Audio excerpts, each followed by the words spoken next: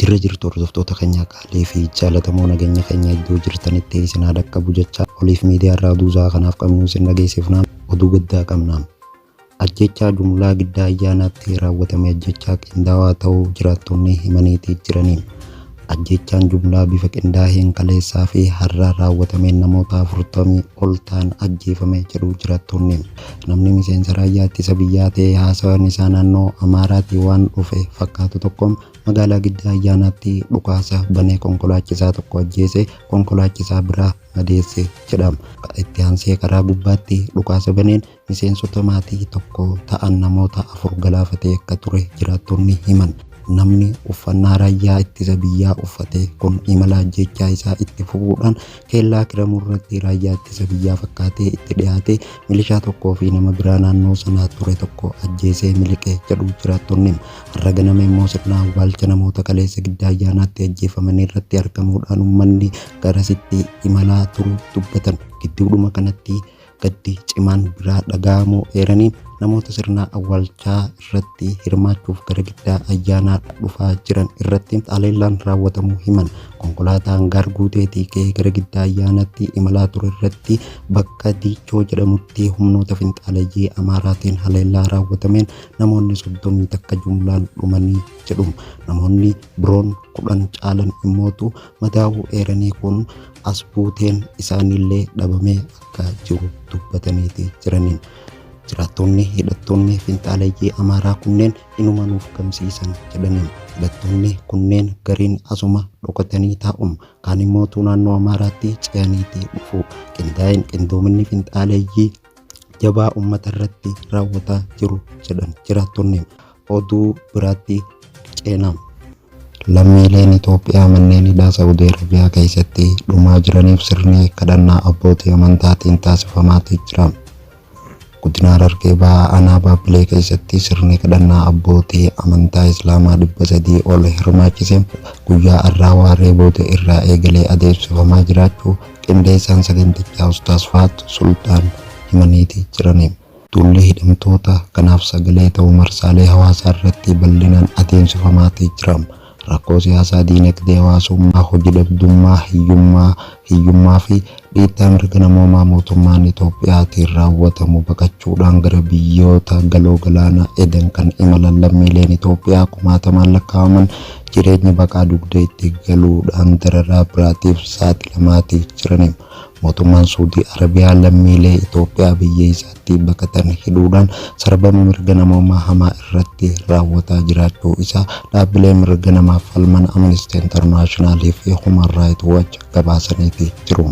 Duula hidhaa mootummaan Saawudii Arabiyaa Itoophiyaanota irratti raawwatee manneen hidhaa daangaa Yemen Naajiraan hamma daangaa Joordaan, Aldoofitti, Jiddaa hamma Dammaamitti, Jiizaanii hamma Hayrii, Shumeesii hamma Riyaaditti, Alkarjii hamma Xaayifitti manneen hidhaa lammiilee Itoophiyaan guutameedha jedhaniin. Saawudii fi Itoophiyaan Muhammad bin Salmaanii fi Abiyyi Ahmad, imbaasiin Itoophiyaa fi imbaasiin Saawudii, ambaasaaddar Leencoo Baatii fi ambaasaaddar Abdul Baqii Ahmad Aljaan rakkoo lammiilee Itoophiyaatiif birmannaa taasisuu didan jedhamuudhaan qeeqni bal'aan irratti ka'aati jira. Dararaa gidiraa cabinsa namoomaa hidhamtoota kanarratti raawwataa jiru hordofuudhaan fulbana 3 bara 2020 gaazexeessaan Birtaaniyaa The Telegraph gabaasa qabatee ba'een Itoophiyaan lammiilee ishii azaaba manneen hidhaa Saawudii keessatti dararamaa jiraniif callifteeti jedhaniin. The Telegraph qorannoo rakkoo hidhattoota kanarratti adeemsiseen waajjirri qoonsilaa Itoophiyaa Jiddaa hidhamtoota manneen hidhaa Saawudii Arabiyaa viidiyoo fi suuraa akka gadi hin dhiifne doorsisaati ture jedhameeti jira. Xaliyaa chaappaa qoonsilaa Itoophiyaa magaalaa Jiddaa jiru of irraa qabu argadhe jechuudhaan kan gabaase The Telegraph hidhattoonni suuraa viidiyoo dararaa isaanii saaxiluu kabajaa Itoophiyaa fi Itoophiyaanotaa biyya jiraniif akka gadi hin dhiifne akeekkachiise jedha jechuudhaan haala bakka bu'ootni bulchiinsaa Abiyyi Ahmad lammiilee Itoophiyaa manneen hidhaa Saawudii Arabiyaatti qoosaa turan saaxileeti jira. Hidhattoonni manneen hidhaa kana keessa jiran yaada kennaniin uffanni qaamatti godhannu nurraa dhume feestaala qaamatti of maruudhaan jiraataa jirra. Iddoonni mana hidhaa yeroo barbaadan nutti seenuudhaan bakka kaameraan hin arginetti nu geessanii nu reebu. Hidhamtoonni hidhaman wal'aansa hin argataniin namni du'e fi isaa nurraa hin ba'u nyaataa fi dhugaatiin nuuf hin dhiyaatu jechuudhaan himaniiti jirani. Rakkoon lammiilee Itoophiyaa kun furmaata akka argatuuf abbootiin amantaa Islaamaa 300 ol ta'an godina Harargee Bahaa aanaa Paappilee keessatti guyyaa har'aa sirna kadhannaa taasisaa jiraachuu qindeessitoota sirna kadhannaa kana keessaa Ustaaz Fuwaad Sultaan himeeti jira.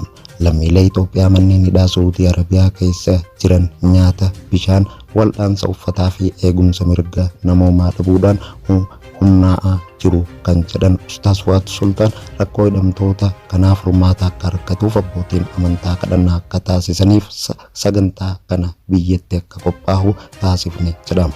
Torban lamaan darbee kana keessatti namoonni hedduun mana hidhaa keessatti dhumuudhaan reeffi namoota du'aniis akka hin baane taasifamu hidhamtoota irraa odeeffachuun kan himan Fuwaad Sultaan rakkoo hidhamtoota kanaaf furmaata akka argatuuf uummanni Oromoo biyya keessaa fi alaa lammiilee Itoophiyaa abbootiin amantii qondaaltonni mootummaa fi imbaasiin Itoophiyaa Saudi Arabiyaa jiru sochii taasisuu qaba jedhani.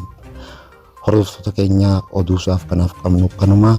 Oliif miidiyaa wajjin hanga sagantaatti aanu walitti deebinutti turtii gaarii isiniin jenna.